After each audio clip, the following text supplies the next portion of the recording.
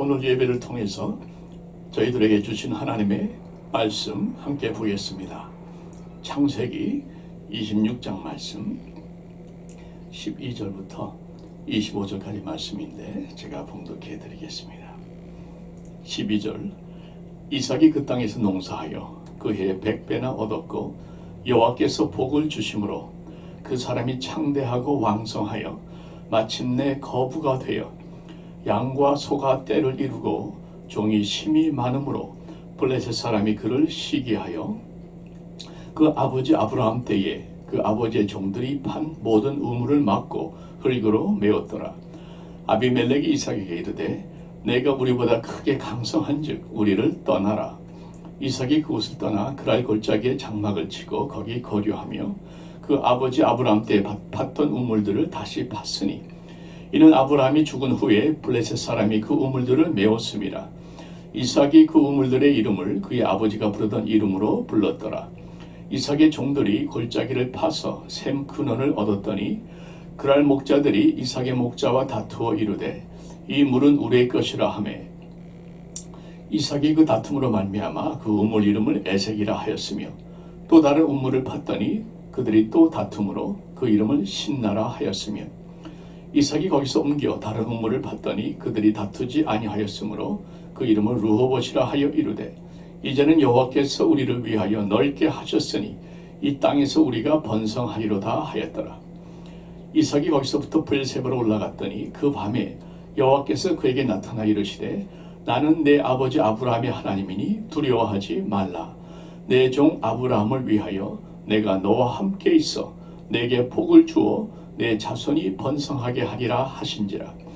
이삭이 그곳에 제단을 쌓고 여호와의 이름을 부르며 거기 장막을 쳤더니 이삭의 종들이 거기서도 우물을 팠더라. 아멘. 아버지 하나님, 다투지 않고 싸워서 이길 수 있는 참 말씀의 원칙을, 비결을 이 시간 말씀을 통해서 배우게 하시고 성령께서 친히 그렇게 할 수 있는 힘을 허락하여 주셔서 진정한 화해자로서의 피스메이커로서의 역할을 잘 감당할 수 있는 우리 모두가 되게 하여 주시옵기를 예수님의 이름으로 기도하옵나이다. 아멘. 다투지 않고 이기는 비결, 이런 제목으로 말씀을 전하겠습니다. 생명의 공동체를 세우는 캠페인 40일 지금 5주째 지나가고 있습니다. 각 주마다 주제가 다른데 첫 주의 주제는 예배였습니다. 예배는 한마디로 신앙의 심장이라 할 수 있습니다. 심장의 박동이 멎으면 큰일 나는 것처럼 예배가 멎으면 신앙도 아주 위험에 처하게 됩니다. 신앙의 선배들을 본받아서 어떻게 하든지 우리가 예배는 반드시 지켜야 되는 것인데 많은 분들이 예배하면 은혜 받는 것에 너무 집중을 하는 경향이 있어서 말씀을 드립니다만 예배는 우리가 은혜 받기 위해 드리는 것이 아니고 하나님께 영광을 올려드리기 원해서 하나님께 기쁨을 드리고 하나님의 아름다운 이름을 찬양하기 위해서 드리는 것이 예배입니다. 하나님의 사모하는 심령의 예배를 받으시고 예배를 통해서 하나님께서 예비하신 은혜를 말씀을 통해서 기도의 응답을 통해서 주십니다마는 그러나 예배의 목적은 분명히 말씀드립니다. 우리가 은혜 받는 것은 예배의 결과고 예배의 목적은 하나님의 영광, 하나님께 경배와 찬양을 올려드리는 것입니다. 두 번째 주의 주제는 뭐였습니까? 양육이었죠. 우리는 예수 그리스도를 알아야 되고 예수 그리스도를 닮아가야 되는데 이것은 저절로 되는 것이 아니고 말씀의 꾸준한 양육을 통해서 이루어진다 하는 말씀을 반복해서 드렸고 하나님을 알아가는 것이 말씀대로 살아가는 것만으로도 우리의 인생은 충분하다. 예수를 아는 지식이 가장 고상한 지식이고 그 예수를 아는 지식만으로도 지식대로 살아가는 것만으로도 우리는 얼마든지 이 땅을 행복하게 승리하며 살아갈 수 있다고 말씀을 드렸습니다. 세 번째는 전도요 선교죠. 영혼구원 하나님께서 가장 기뻐하시는 사역입니다. 예수님께서 제자를 부를 적에도 사람을 낚는 어부가 되기 위해서 부르셨고 마지막 말씀도 땅끝까지 복음을 전하라고 말씀을 하셨습니다. 성령께서 이 땅에 임하신 것도 성령이 임하시면 너희가 땅끝까지 증인이 될 것이다 하는 말씀을 하셨습니다. 성령이 임하신 목적도 우리를 예수 전하는 증인으로 삼기 위한 것입니다. 그런데 이 전도는 아무나 할 수 있는 것이 아니고 사실은 하나님의 마음을 아는 사람만이 진정한 전도를 할 수가 있습니다. 하나님께서 이사야서에 보게 되면 큰 잔치를 벌려놓고 많은 사람들을 부르는데 오는 사람이 없는 거죠. 그러니까 하나님께서 오호라 탄식을 하십니다. 잔치는 벌려놨는데 그 생명의 떡과 생명의 잔과 그 생명의 양식을 벌려놨는데 외면하고 엉뚱한 곳에 가서 헛된 웅덩이를 파는 사람들 향해서 하나님께서 오호라 탄식하십니다. 그 탄식의 소리를 듣는 것이, 그 탄식의 소리를 듣는 자만이 진정한 의미에서 하나님의 마음을 아는 자요 전도할 수 있는 자이기 때문에 우리는 먼저 하나님의 마음을, 탄식 소리를 들어야 되겠습니다. 네 번째로 우리는 치유를 말씀하고 있죠. 하나님께서는 우리가 주님과 함께 영광을 받기 위해서는 주님과 함께 고난도 받아야 할 것이라 말씀합니다. 고난을 허락하신 이유는 결국은 우리가 영광을 누리기 위해서, 십자가의 고난 없이는 부활의 영광이 없기 때문에 우리들을 훈련시키고 또 준비시키기 위해서 십자가의 고난을 겪게 하시는 경우가 종종 있습니다. 그런데 그 고난 가운데 있을 때에 우리 결국 홀로 두지 아니하시고 하나님께서는 반드시 우리를 위로하심으로 함께 하십니다. 어머니가 자식을 위로하는 것처럼 하나님께서 우리를 위로하십니다. 위로자 성령께서 우리의 영혼을 만져주십니다. 때로는 하나님께서 위로의 사람을 보내주셔서 우리를 위로해 주십니다. 네 번째 주제가 치유죠. 그리고 오늘 마지막 주 다섯째 주제의 주제는 화해가 되겠습니다. 화해. 여러분 오늘 본문에 보면 이삭은 다툼을 걸어오는 블레셋 사람들과 어떻게 싸우지 아니하고 화해하고 그리고 결국에는 승리했는가 하는 말씀을 나누게 됩니다. 어떻게 그 온유한 이삭이, 이삭은 온유한 사람 아닙니까? 그런데 그 거친 블레셋 사람들과, 그것도 블레셋 사람의 왕과 마주해서 조금도 다투지 아니하고, 그렇다고 밀리지도 아니하고 문제를 어떻게 해결했는가 함께 나눠보기를 원한 것이죠. 여러분, 우리 주님께서 산상수훈을 통해서 주신 말씀이 있습니다. 마태복음 5장 5절에 마음이 온유한 자는 복이 있나니 그들이 땅을 기업으로 받을 것이며 말씀하셨어요. 일평생 전쟁터에서 뼈가 붉었던 용맹한 다윗 왕도 고백하기를 시편 37편에 온유한 자들은 땅을 차지하며 풍성한 화평으로 즐거워하리로다 말씀합니다. 용맹무쌍한 장군이었던 다윗이지만 그는 용맹한 자가 아닌 온유한 자가 결국에는 승리하고 땅을 차지한다 말씀을 합니다. 얼핏 들으면 참 이해하기가 쉽지 않습니다. 이런 세상은 강한 자들이 땅을 차지한다고 말씀하죠. 세상은 싸워서라도 내가 누릴 수 있는 특권과 또 누리에 마땅한 그러한 권리는 쟁탈해야 한다고 주장합니다. 실제로 그렇게들 살고 있습니다. 여러분, 양육, 강식, 약한 자는 잡아먹히고 강한 자는 잡아먹는 이러한 법칙은 동물의 세계에만 존재하는 것이 아닌 것을 우리가 잘 알고 있습니다. 적자 생존, 살아남는 자가 이기는 자라는 그런 법칙도 특별히 이런 코로나 팬데믹 때에 많은 사업들이 넘어가고 직장들이 문을 닫으면서 우리는 아주 실감나게 느끼고 있는 것도 사실입니다. 자, 그럼에도 불구하고 하나님은 강한 자가 아닌 온유한 자가 땅을 차지한다고 말씀하세요. 결국 마지막에는 온유한 자가 이긴다고 말씀하십니다. 과연 그런가? 과연 온유한 이삭이 땅을 차지했는가? 과연 그렇다면 그가 차지했던, 승리했던, 이겨냈던 비결은 도대체 무엇인가? 함께 말씀을 찾아보겠습니다. 우리 말씀의 배경을 보면은 원래 이삭은 부엘라 헤로이라는 땅에서 살고 있었는데 가뭄이 들어서 땅을 거주지로 옮깁니다. 그랄이라는 곳으로 땅을 옮기는데 거주지로 옮기는데 그곳에는 블레셋 사람들이 살고 있었습니다. 그러니까 좀 나은 곳을 찾아서 다른 나라의 땅으로 이주를 하게 된 것이죠. 이주자 또는 이민자가 되겠습니다. 저와 여러분처럼 이민의 삶을 살게 된 것이죠. 그 땅에서 농사를 지었는데 첫 해에 100배나 되는 열매를 거뒀다고 말씀합니다.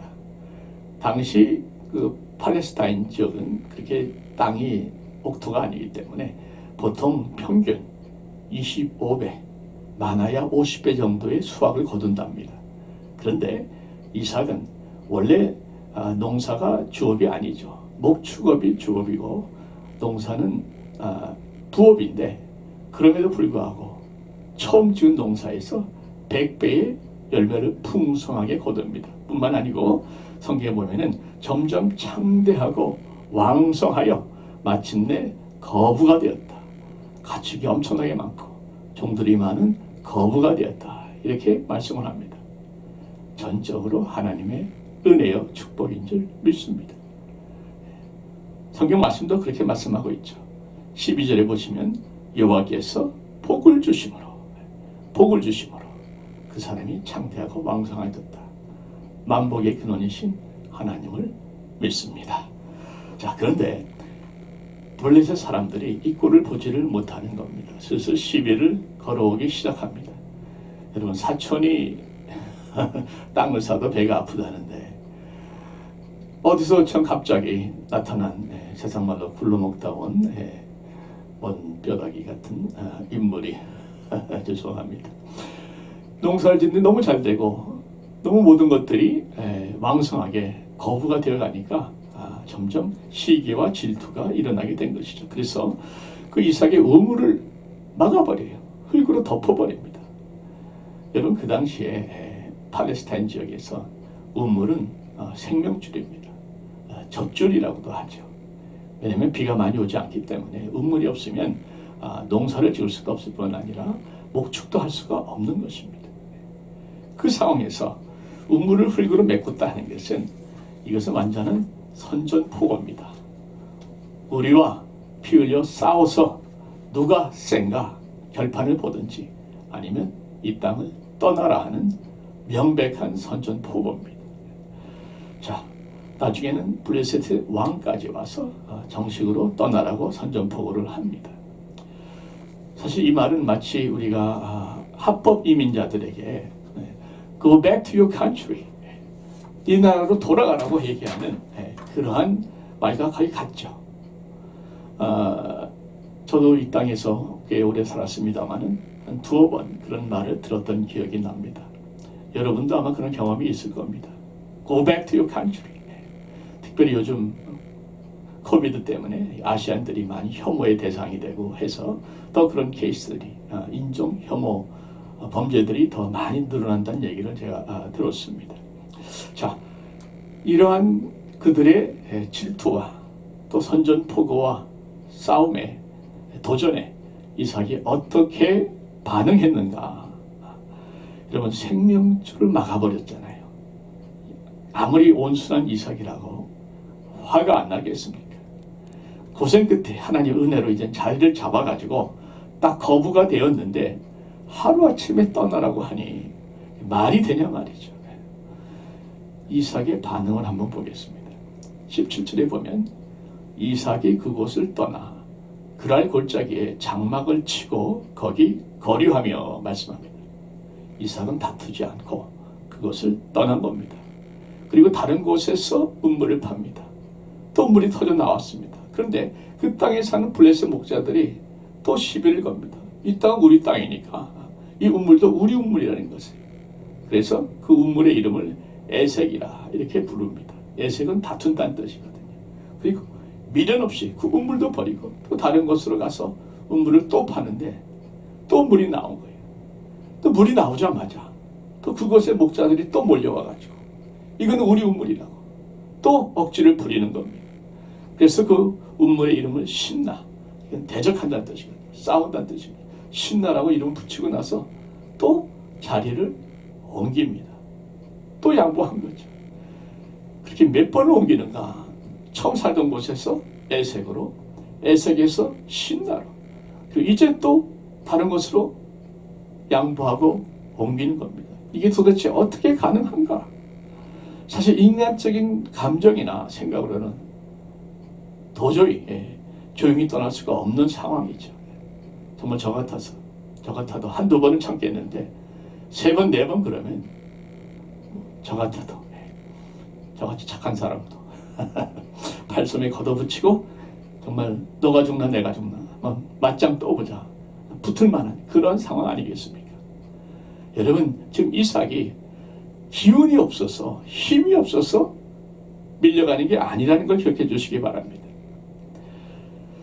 16절에 보시면요, 아비멜렉이 이삭 보고 떠나라 하면서 이렇게 말을 합니다. 이삭에게 이르되 16절에 내가 우리보다 크게 강성한즉 우리를 떠나라 말씀합니다.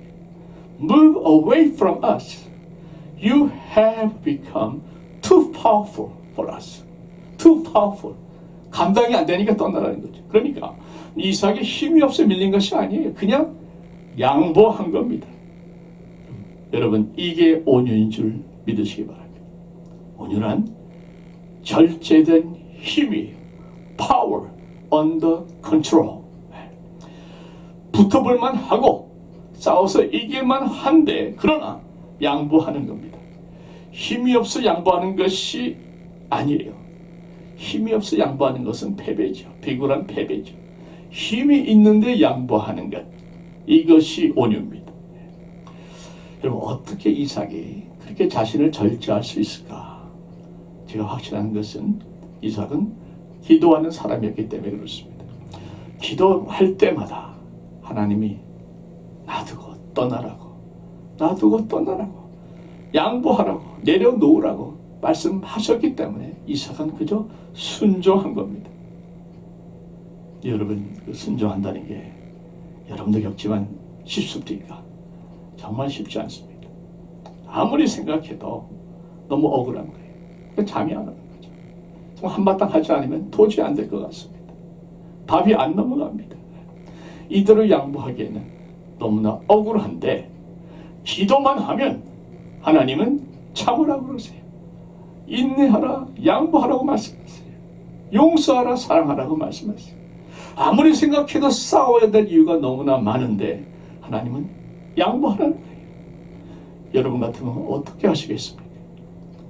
여러분, 이럴 때에 저에게 큰 도움 되었던 말씀, 시편 37편 말씀을 제가 소개해 드립니다. 여러분, 다 같이 한번 시편 37편 말씀을 찾아보시기 바랍니다. 828편에 있는데 이 말씀이 우리가 참 온유와 또 이 싸움 사이에서 갈등할 때에 너무나 도움이 되는 말씀이기에 제가 소개해 드립니다. 악을 행하는 자들 때문에 37편 불평하지 말며 불의를 행하는 자들을 시기하지 말자다.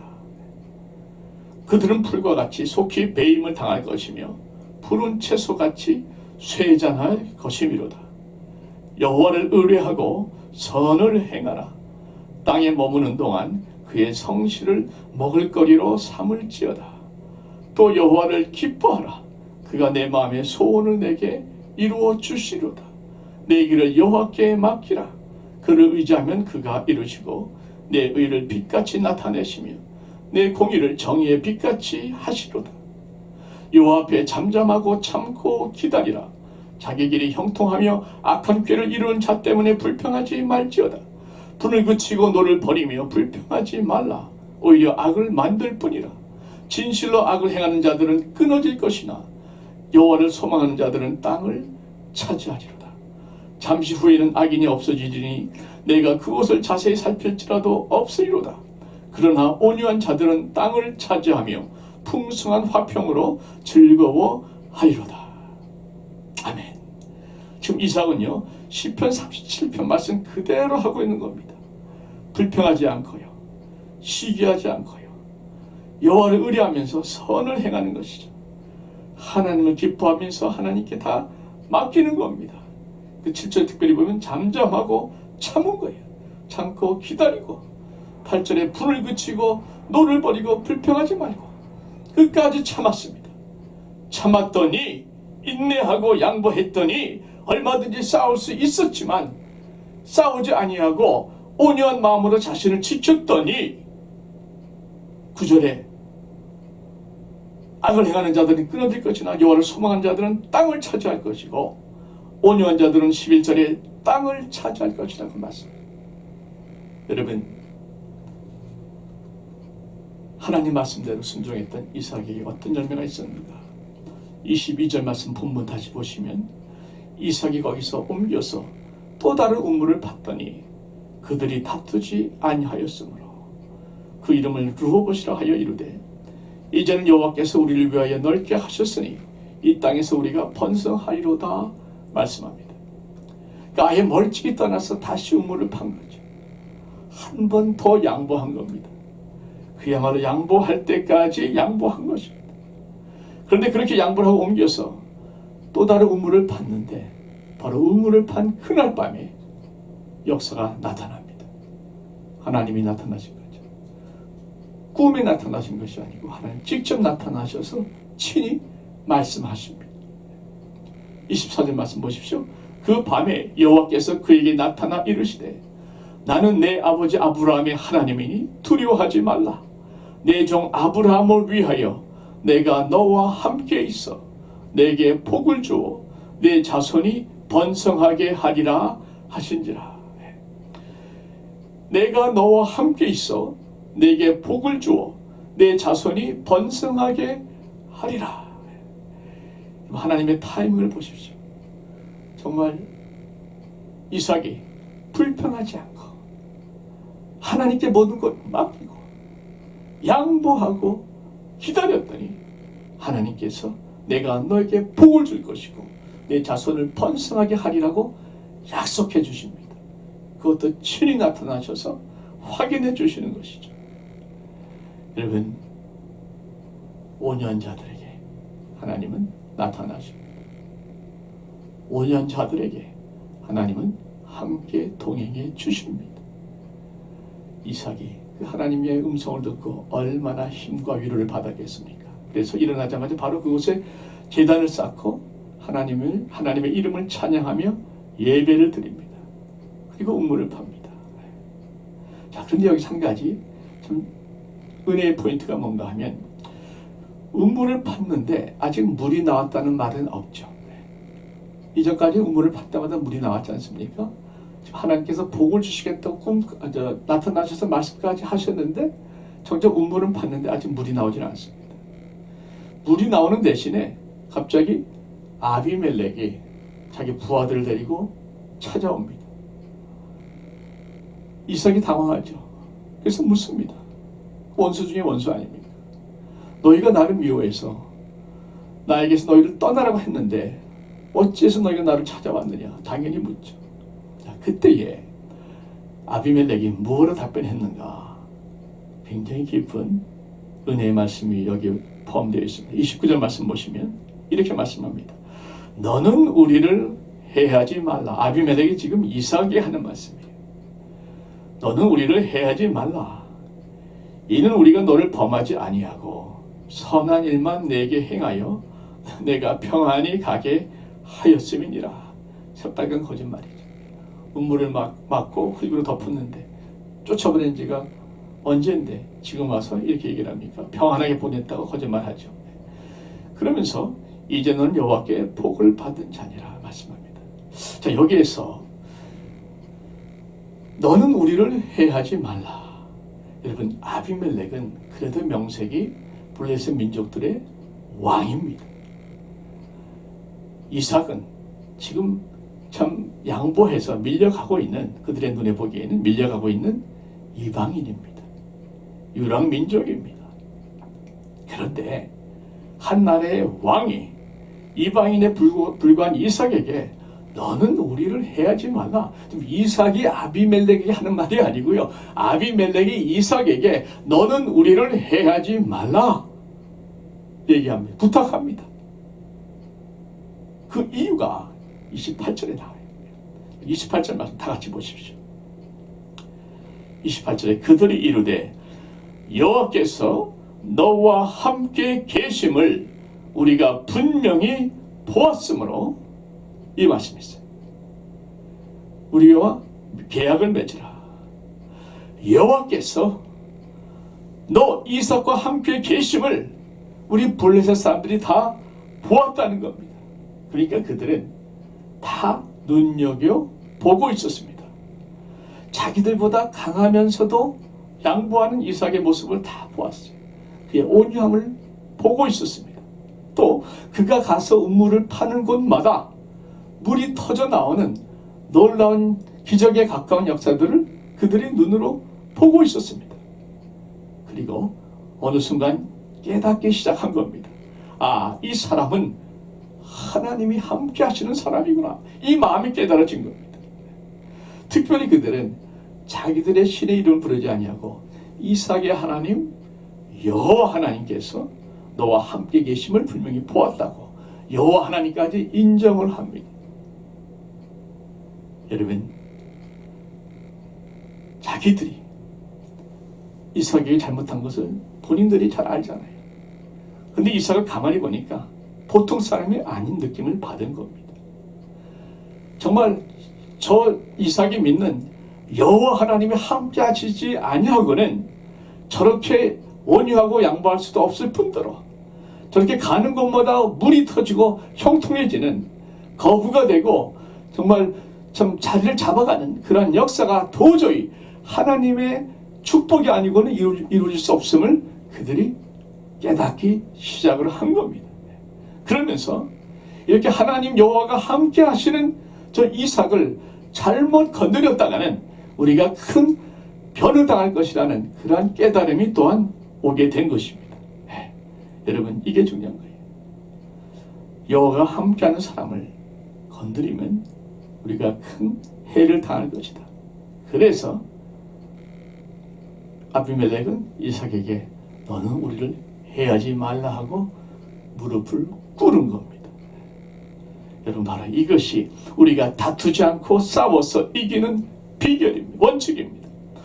우리는 그저 온유하게 양보만 했는데 싸움을 걸어오던 사람이 어느 순간에 우리를 보고 이런 마음이 드는 거예요. 아, 저 사람은 하나님이 함께 하시는 사람이야. 저 사람은 잘못 건드리면 하나님이 가만히 계시지 않을 거야. 이런 두려움이 드는 순간에 그들은 더 이상 우리를 건들지 못합니다. 이게 비결입니다. 할렐루야. 네. 여러분, 그런데 그들의 두려움, 아비멜렉의 두려움, 세상의 두려움은요, 사실 잘못된 두려움이 아닙니다. 실제로 그런 역사들이 성경에 많이 일어납니다.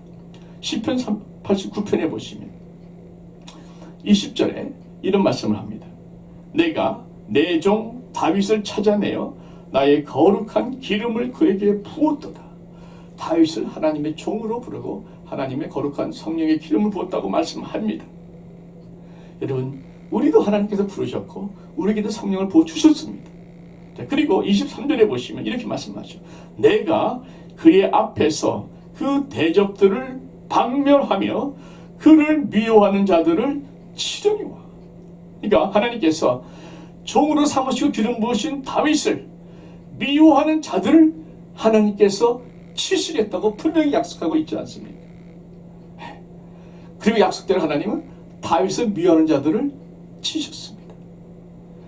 여러분, 여러분이 진정 하나님의 사람이라면, 성령 받은 하나님의 사람이라면 하나님께서 여러분들을 미워하고 대적하는 자들을 하나님께서 친히 치실 수 있다는 말씀을 성경은 증거하고 있는 것입니다.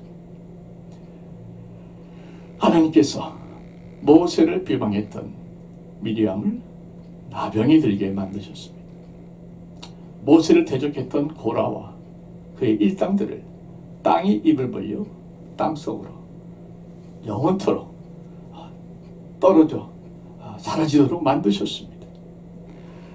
하나님은 하나님의 사람을 대적하는 자를 대적하십니다.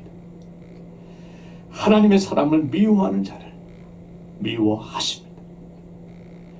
여러분, 우리를 대적하는 자들을 이길 수 있는 최선의 방법은 하나님께서 우리와 함께 계심을 그들이 분명히 보게 만드는 겁니다. 우리와 다투는 자를 다투지 않고 이길 수 있는 최선의 비결은 하나님이 우리와 함께 하고 계심을 저들이 깨닫게 만드는 겁니다. 그러기 위해서 우리는 온유해야 하고, 그러기 위해서 우리 하나님 안에 거해야 하고, 하나님께 순종한 삶을 살아야 되겠지만, 중요한 것은 하나님이 함께 하시는 것을 우리 대적들이 보고 느낄 때에 그들은 더 이상 우리의 상대가 되지 않는다는 것입니다. 성품이 온유한 이삭은 이번에도 아비멜렉의 말을 다 들어줍니다. 그래서 약속도 하고 계약도 맺고 심지어 잘 먹여서 그 원수들을 잘 먹이고 마시고 대접해서 보냅니다. 다 용서하고 보낸 것이죠. 그런데 참 은혜가 되는 것은 그렇게 하고 그들이 떠난 바로 그날, 다음날, 바로 그날이죠. 바로 그날에 놀라운 역사가 일어났는데 운물의 물이 터져난 겁니다. 운물의 물이 터져버려요. 그리고 물이 쏟아져 나옵니다. 할렐루야. 여러분, 원수를 끝까지 인내하면서 대적까지 했던 이삭에게 하나님은 끝까지 축복으로 함께 해주셨습니다. 블레셋 사람들과 이삭이 살아가는 방법이 달랐어요. 블레셋 사람들은 이삭과 거래를 했습니다. 이삭은 하나님과 딜을 했어요. 이삭의 모든 초점은 늘 하나님이셨습니다. 하나님의 마음에 합당하게 결정하는 것이 첫 번째 우선순위예요. 그래서 그는 늘 기도하면서 자신의 분노를 억제하고 하나님의 인도하신 대로 끝까지 온유하게 양보하고 순종했더니 하나님께서 그런 이삭을 기쁘게 받아주셨고 축복해 주셨고, 결국에는 아비멜렉이, 블레셋 민족이, 세상이 그 앞에서 무릎을 꿇게 만들어 주셨습니다. 여러분, 세상은 결코 하나님이 함께하는 자를 이길 수가 없습니다. 이것을 깨닫는 것이, 이것을 보여주는 것이 우리가 승리하는 비결인 것이죠. 간증 한마디로 말씀을 정리하겠습니다. 얼마 전 배대교회에 있을 때에 장로님들이 담임 목사님하고 저를 고소를 하셨어요. 제가 사실 이유는 잘 기억이 나지 않습니다. 솔직하게 그 상황이 제가 현실에 쭉 있어 왔기 때문에 내용은 잘 아는데 법적인 이유는 제가 잘 기억이 안 나요. 어쨌든 황당한 얘기들입니다. 그런데 이런 법정 싸움이 정치적으로 시작이 막 벌어졌는데 손 목사님 결정하시기를 우리는 싸우지 않는다, 이렇게 선포를 하신 겁니다. 분명히 법적으로 싸우면 우리가 이길 수 있거든요. 그런데 목사님은 그렇게 하지 않고 건물도 다 내주고 모든 시설도 심지어 컴퓨터까지 다 내주고 성가대 가운까지 다 내두고 그냥 교회를 떠나서 새로 시작한다, 이렇게 선포를 한 겁니다. 그때 제가 30대 발발할 때였거든요. 목사님, 이건 아니죠. 제가 아주 열렬히 반대했습니다.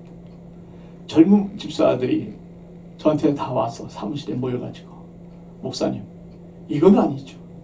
그들의 논리는 어떤 거냐면 집에 쥐새끼 죄송합니다만 쥐새끼 몇 마리가 들끓는다고 이사를 가야 되냐 말이죠. 막 항의를 저한테 하는데 손 목사님 굉장히 단호하셨어요. 아마 그때 손 목사님이 이삭을 묵상하지 않으셨는가 하는 생각을 해봅니다. 결국 우리가 다 따르기로 하고 다음 주에는 마침 그 갈보리 채플이 코스타메사에 있는 갈보리 채플에서 오후 시간은 다 빌려주겠다고. 오늘 숫자들이 많으니까 아무 교회는 못 가잖아요. 다 광고까지 했습니다. 다음 주에는 어디서 모입니다. 광고까지 했는데 바로 그 마지막 주에 끝까지 양보했던 우리들에게 하나님이 놀랍게 역사를 하셨습니다. 어느 장로님 한 분이 어떤 얘기를 했는가 하면, 손인식 목사님, 다른 데로 가도 내가 절대 목회 못하도록 막을 거다, 이런 말씀을 한 거예요. 그 근거가 있는 게 뭐냐면 캘리포니아는 이 교회법도 다 비즈니스법으로 같이 이게 처리를 하는데 비즈니스법 중에 같이 동업을 하다가 갈라지게 되면, 다퉈서 갈라지게 되면 어느 정도 거리를 두고 거리를 떠나서 다른 사업을 차려야지 바로 가까운 데 차리는 것은 불법이다. 이런 법이 있답니다. 그래서 교회가 갈라지니까 가까운 데 가서 차리는 것은 불법이다 말이죠. 근데 갈브리 채플이 이렇게 멀지가 않거든요. 얼바인에서. 그러다 보니까 이게 법적으로 이걸 걸어가지고 거기 가도 목회를 못하도록 막겠다. 이런 얘기를 했다는 거죠. 그 이야기가 하룻밤 사이에 전 교인들에게 쫙 퍼진 겁니다. 그러니까 교인들이 들고 일어난 거죠. 아니 지금 다 내려놓고 다 양보하고 다 너희들 다 가져라 하고 깨끗이 남겨두고 떠나는 사람들을 어떻게 그렇게 뒤통수를 칠 수가 있냐 말이에요. 어떻게 그렇게 그걸 막을 수가 있느냐. 그래서 그때까지 목사파, 장로파, 중간에서 우리는 아무 파도 아니다. 우리는 예수파다. 우리는 베델파다 하는 분들이 있었거든요. 이분들이 확실하게 깨달은 겁니다. 그래서 전부 다 목사님 편으로 다 붙어가지고 그때부터 장로님들이 아무런 힘을 쓸 수가 없는, 교회는 나왔지만 한 사람도 장로님을 귀담아 듣는 사람도 없고 아예 그냥 무시해버리니까 세상을 아예 인간 취급을 안 해버린 분위기가 돼버린 거죠. 그래서 자연히 장로님들이 하나둘 견디지 못하고 교회를 떠남으로 인해서 모든 것이 아름답게 마무리되어서 오늘날 얼바인 베델교회가 지금까지 건강하게 잘 자라고 있는 것을 너무나 감사하고 있습니다. 여러분, 하나님은 온유한 자의 편인 줄 믿습니다. 결국에는 온유한 자가 땅을 차지하는 줄 믿습니다. 사람들하고 계산하지 말고 하나님하고 계산하십시오. 나의 억울한 것을 하나님께서 갚아주실 것을 믿고 내 손에 보는 것을 하나님께서 채워주실 것을 믿고, 첫째 불평하지 말고, 둘째 선을 끝까지 행하며, 셋째 여호와께 맡기고, 넷째 기다리면 10분 37편이죠. 마지막에는 즐거워하는 날이 반드시 올 것이다 하는 말씀입니다. 무엇보다도 우리의 온유함을 통해서 하나님께서 우리와 함께 하심을 저들에게 분명히 보여주는 것이 승리의 비결입니다. 이런 말씀을 했습니다. 타고난 성격이 온유하지 않은 분이 있을 수 있습니다. 성격 자체가 좀 급하고 거친 분들이 있을 수 있어요. 그러나 여러분 기억하십시오. 온유는 성격이 아닙니다. 온유는 성령의 열매로 맺어지는 성품입니다. 성격은 타고난 것이지만 성품은 우리가 개발하는 것이에요. 모세, 한 성격 하는 사람 아닙니까? 맨손으로 사람을 쳐 죽입니다. 이유는 있었지만 혈기를 참지 못한 것이죠. 사람을 쳐 죽인 살인자였어요. 그랬던 모세가 어느 순간에는 지상에서 가장 온유한 사람이라고 성경에 기록되어 있습니다. 하나님께서 그 강팍한 성품을 계속해서 다듬어서 온유한 성품으로 빚어 주신 것입니다. 여러분, 타고난 성격은 어쩔 수 없다고 하지만 온유한 성품은 성령님께서 우리를 통해서 열매 맺게 해주시면 얼마든지 가능합니다. 날마다 성령의 충만을 누릴 수만 있다면 성령의 열매가 맺어갈 수 있는 것입니다. 시월드에 샤무라고 큰 범고래가 있지 않습니까? 그 범고래는 원래 사람을 잡아먹는 식인 고래입니다. 그 고래를 조련사가 잘 조련했더니 지금 얼마나 말을 잘 듣고 얼마나 많은 사람들 즐겁게 하고 있습니다. 돌고래가 변할 수 있다면 우리도 얼마든지 변할 수 있는 줄 믿습니다. 조련사 되시는 하나님 성령님께 모든 걸 맡기고 늘 성령으로 충만하면서 성령의 열매인 온유를 성품의 열매를 맺게 해달라고 기도하면 하나님께서 여러분들에게 온유의 열매를 맺게 해주실 줄 믿습니다. 그리고 그 열매를 보면서 사람들은 하나님께서 우리와 함께 하신다는 그런 두려움 가운데에 우리에게 나와서 우리를 해하지 말라고 오히려 부탁하는 그런 놀라운 승리의 역사가 일어날 줄로 믿습니다. 기도하겠습니다.